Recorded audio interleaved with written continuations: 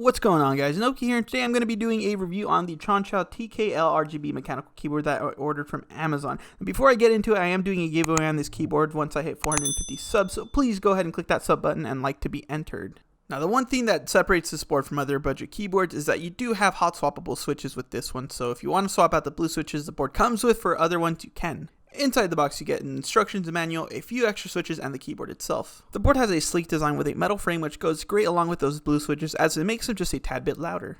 It does come with an attached braided cable located on the bottom right hand side, which was a problem for me as I tend to game with my board slanted, so the cable would often get in my way or just tangle up with my headset cable, but if you use a board like a normal person or most people, that shouldn't be an issue here.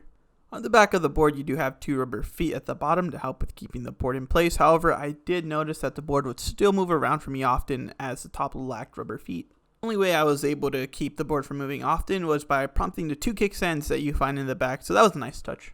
You do get 16 different RGB modes that come pre-programmed with the board, as you'll see later on in the video. However, one thing to keep in mind is that it is an RGB acting board, so each part of the board stays a certain color but has different effects. To put it in simpler terms, if the left side of the board is green and the right side is red, for example, it's always going to fluctuate within those colors, but in whatever cycle you choose, so the left side is never going to have a green color on it and vice versa.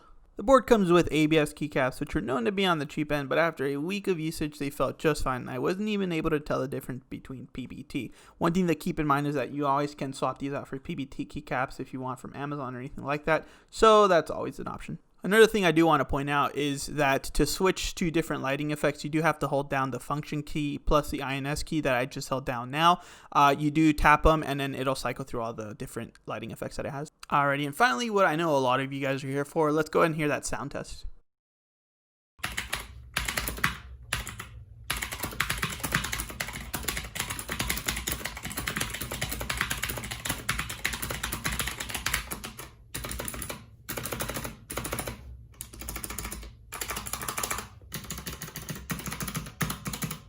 Now one more time with the lights off.